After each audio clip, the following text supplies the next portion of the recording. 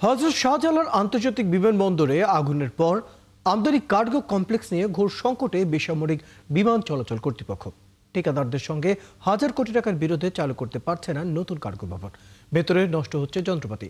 পুরো যাওয়া ভবনের টেন্ডার ছাড়াই জোড়াতালি দিয়ে চালুর চেষ্টা করা হচ্ছে। আর পণ্য রাখার জন্য অস্থায়ী শেড নির্মাণে গার্মেন্টস মালিকদের দিকেই চেয়ে আছে বেবিচক। রুহুল আমিনের রিপোর্ট।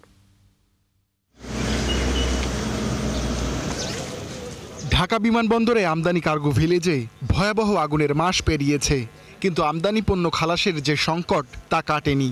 ব্যবসায়ীদের চাপে অনেকটা বাধ্য হয়ে পণ্য খালাসের গেট বাড়িয়েছে বেবিচক ও বিমান, কিন্তু কোনো স্থায়ী সমাধান আসেনি। সকলের সম্মিলিত প্রচেষ্টায় এখনকার পরিস্থিতিটা মাশাআল্লাহ অনেক ভালো, এবং আমাদের যেই গুডসের যে ছিল এটা অনেক টাকা কমে আসছে।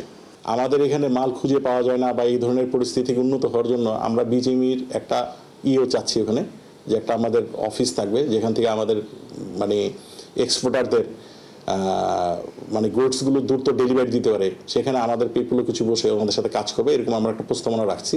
মঙ্গলবার সকালে দেখা যায় পুড়ে যাওয়া কার্গো ভবন থেকে বর্জ্য অপসারণ করা হচ্ছে।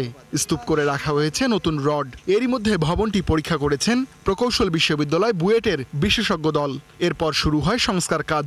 তবে এ সংক্রান্ত কোনো টেন্ডার বেবিচকের ওয়েবসাইটে মেলেনি। তবে প্রশ্ন উঠেছে, থার্ড টার্মিনাল প্রকল্পের আওতায় নির্মিত নতুন আমদানি কার্গো টার্মিনাল কেন চালু করা হচ্ছে না।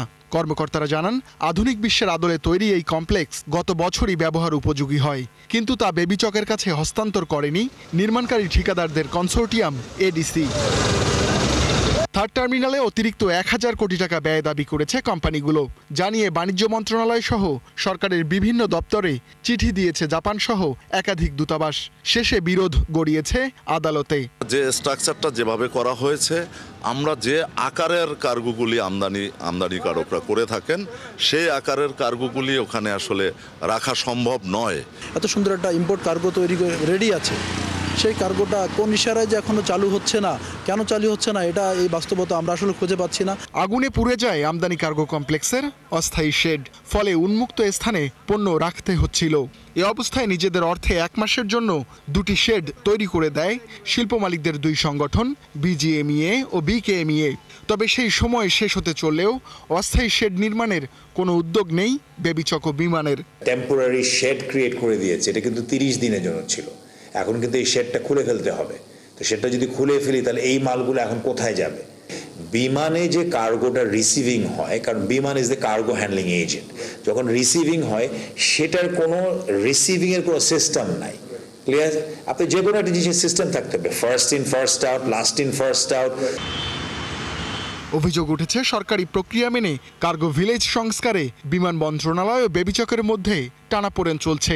এসব বিষয়ে কোনো বক্তব্য দেয়নি বেবিচক। রুহুল আমিন, 71, ঢাকা।